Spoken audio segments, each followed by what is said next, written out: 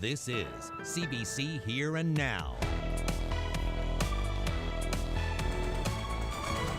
If they chose not to replenish the stockpile, then they've been caught, we've all been caught with our pants down. The province used to have millions of medical masks and gowns stored in a warehouse. Why don't we have them now for the COVID-19 pandemic? So I recently just lost my work term. Losing work terms from week to week. With businesses closed and employees working from home, students who need work terms are missing out. Good evening, I'm Carolyn Stokes. Throughout the pandemic, one of the biggest challenges has been getting enough personal protective equipment. A CBC investigation has found there were warehouses filled with millions of supplies, so why don't we have access to them now? Here and Now's Peter Cowan has our story.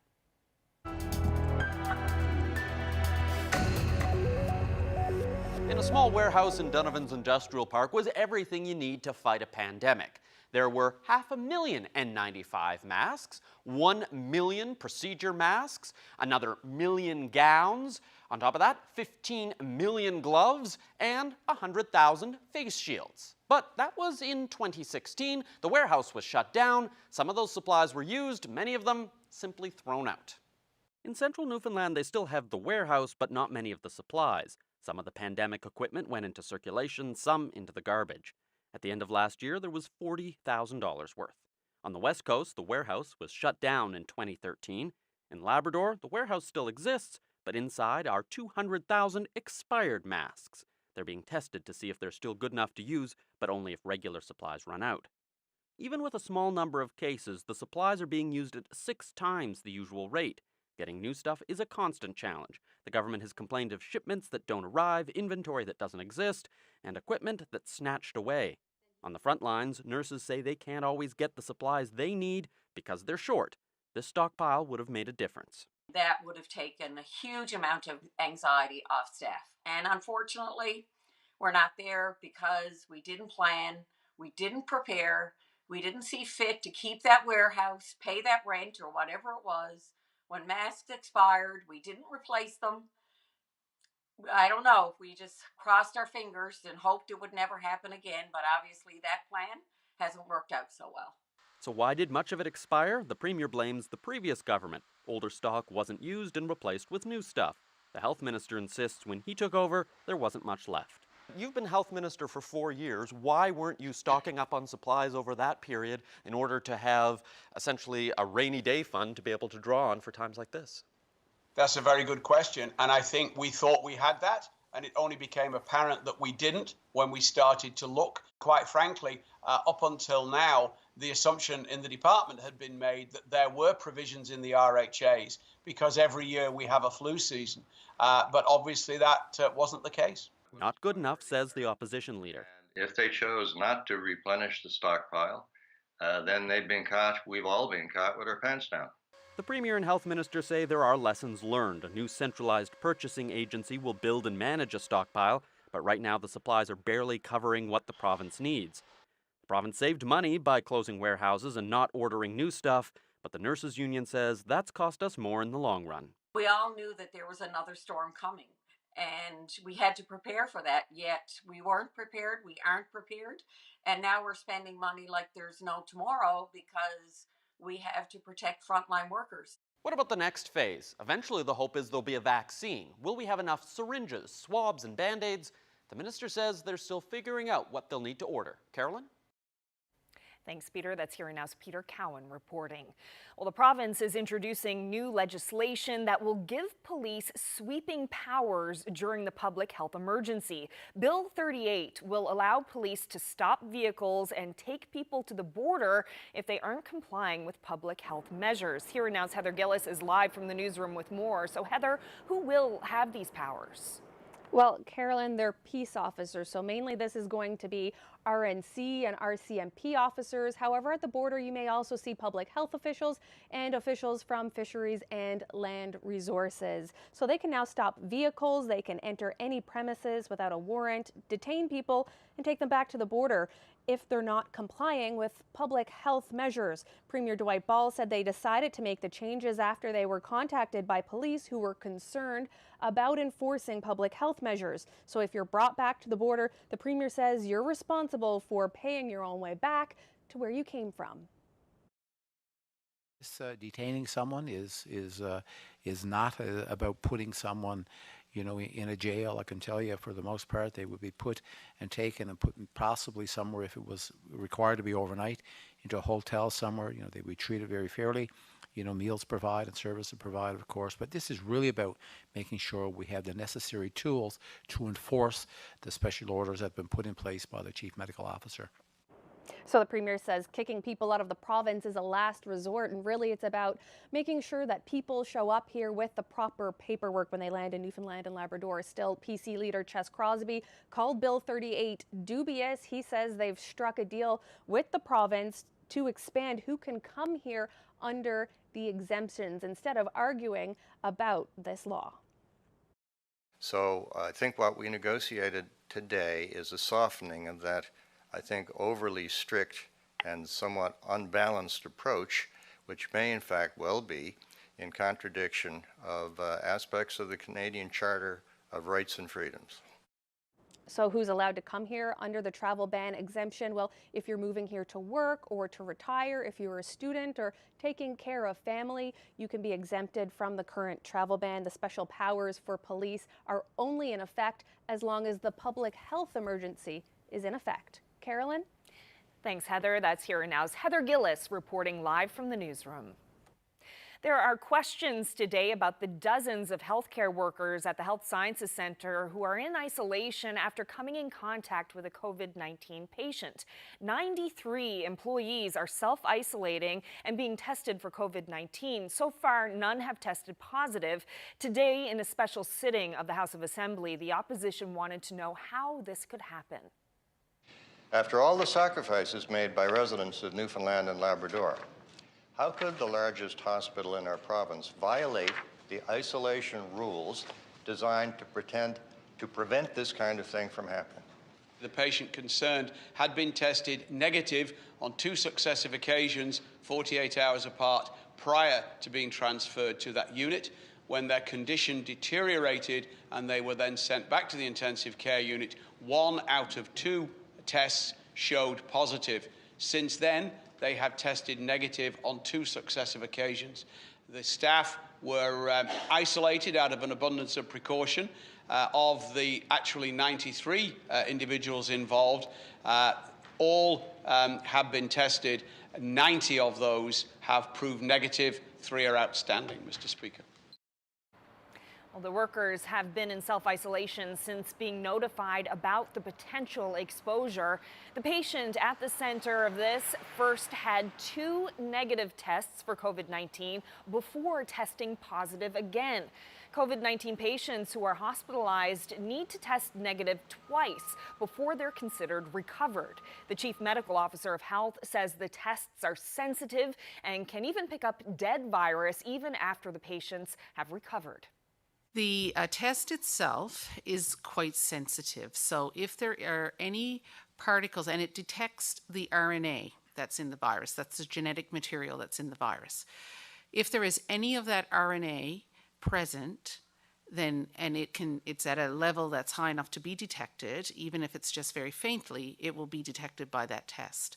So you can actually have particles of RNA that are not a part of a live virus be detected, and that is unfortunately something we see with these types of what we call nucleic acid tests. So that is possibly one explanation in this situation. And there is apparently now a pickup rate positive where the virus particles exist but are dead and inactive. This is causing some challenges for our healthcare workers in interpreting some of these results. Well, some families of residents in Pleasant View Towers in St. John's are concerned about the facility being the designated area to house COVID-19 patients who are in long-term care. Health officials say seniors in other long-term care homes who contract COVID-19 could be transferred to Pleasant View Towers. They say the facility's design would make it the best place for isolating patients to prevent an outbreak in a long-term care home. But family members of current residents fear that plan could expose their loved ones to the virus. If anyone is significantly ill, of course, they will be and need to have hospital care. That will happen. It's difficult to isolate people in some facilities, and so if we need to isolate them, a place like Pleasant View Towers, which has single rooms, is certainly a more appropriate place to be isolated. These units in Pleasant View Towers are quite separated from each other, and they are locked units. The staff will not be moving from unit to unit. If someone is working on that unit, they will stay there. And, so all of these things have been thought through, certainly to reduce the risk in every way possible. Well, some Memorial University students are in limbo. With businesses shut down and employees working from home, many summer work placements have been canceled. Here again is Heather Gillis.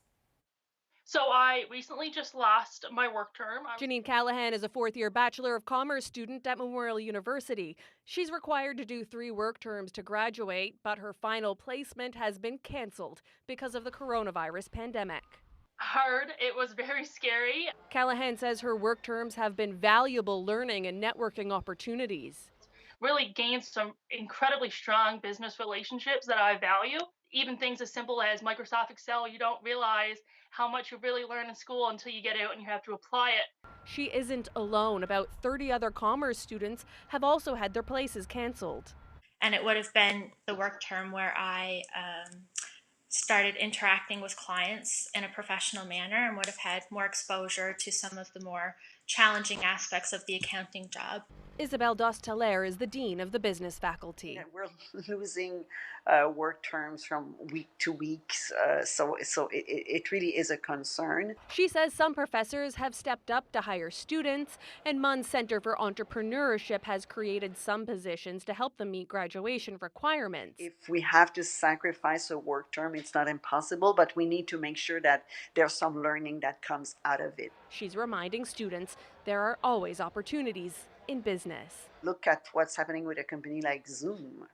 Meanwhile, Janine Callahan is hoping businesses will take advantage of federal job subsidies to hire students. If you qualify for the federal funding, please look into it and think about hiring a work term student. As the pandemic continues, businesses fold and the job market tightens, the business dean says it may be a good time for undergrads to consider staying in school. Heather Gillis, CBC News, St. John's. In other news, the culling of 450,000 fish at a Stephenville hatchery has people concerned in Bay St. George.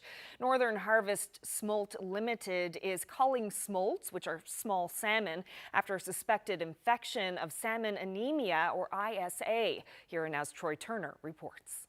It's a time for last-minute fix-ups. James Cutler is getting ready to go after lobster on the grounds near Stephenville, and those grounds are near the Northern Harvest Smolt facility. That's where the massive cull of fish is underway. Something can die over there.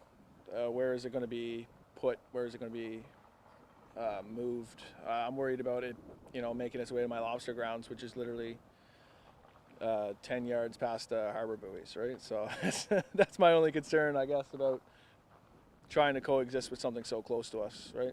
Northern Harvest, which is in the middle of an expansion in Stephenville, is owned by Maui, an international aquaculture company.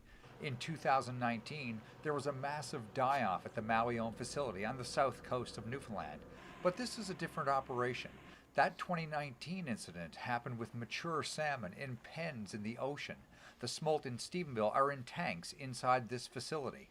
The Port-au-Port Fisheries Committee has its eye on the aquaculture industry. Now granted, there's jobs needed, yes, and I support that if it can be done safely and environmentally, protecting the other species.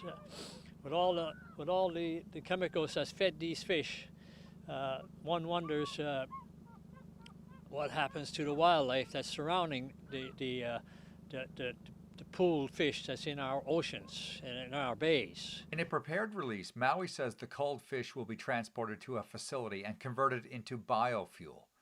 The Stephenville facility is also undergoing a disinfecting process to ensure any presence of ISA is eradicated.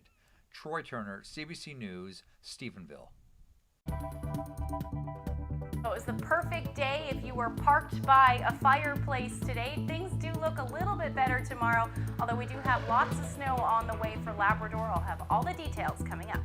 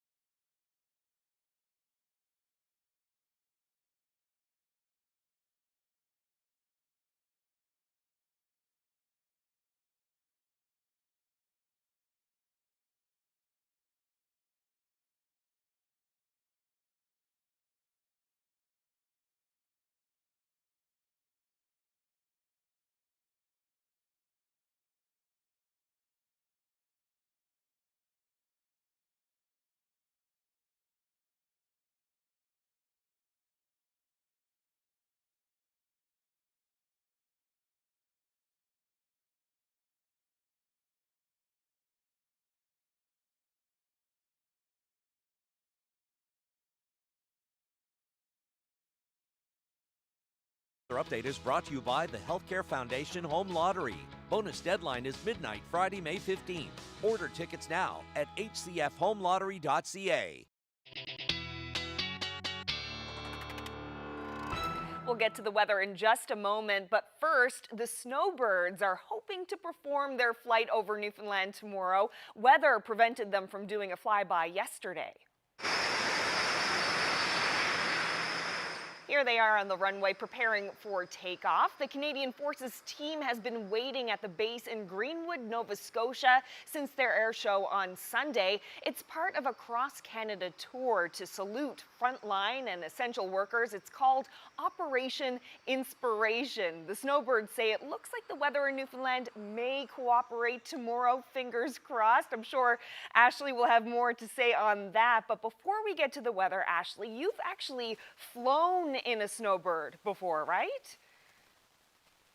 I have. I was lucky enough to be able to see them in Yellowknife in 2016. That's actually video there of me flying for a couple of minutes. We did a couple of barrel rolls and then I left it up to the professionals because if you've ever seen the snowbirds before, they're incredible to watch from the ground, but to be in that airplane and flying with them, you can just see how close they are, and it's definitely something else, that's for sure. So hopefully we do get to see them tomorrow.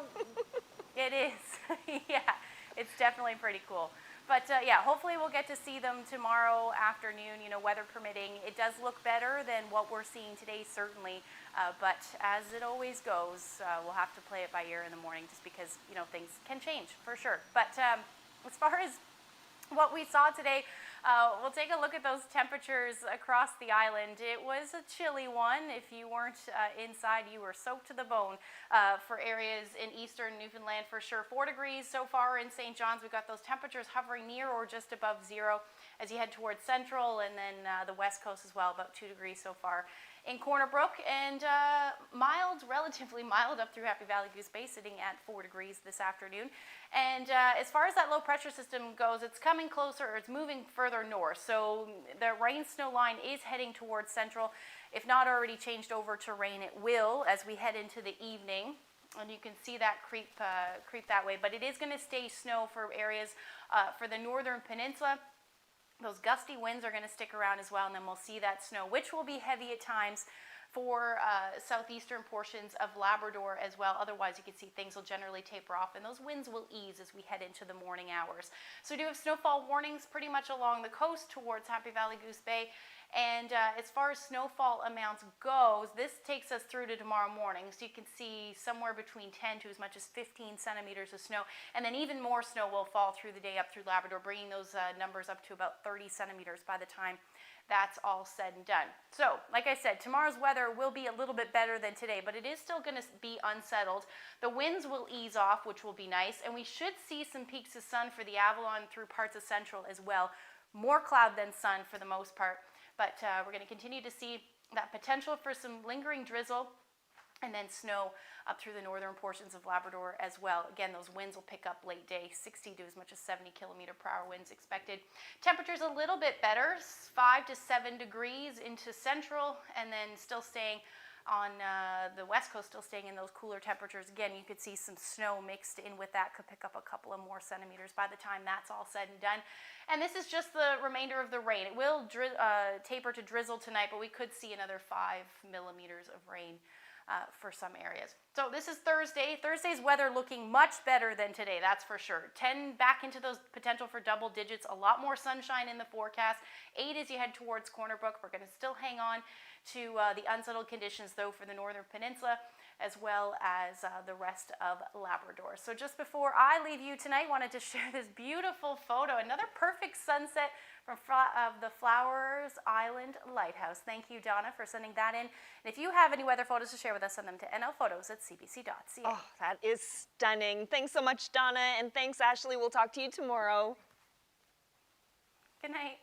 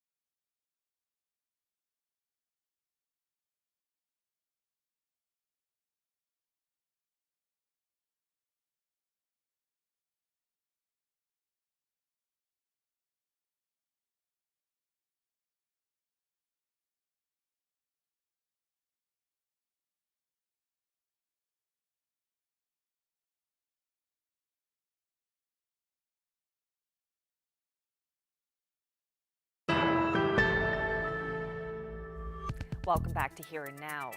COVID-19 was first reported at the end of December in China, but now we're hearing of cases from before the alarm was raised. Sweden says it likely had its first COVID-19 case in early November, and France says it treated a man who had COVID-19 in December, nearly a month before the country confirmed its first cases. A spokesperson for the World Health Organization reacted to the news.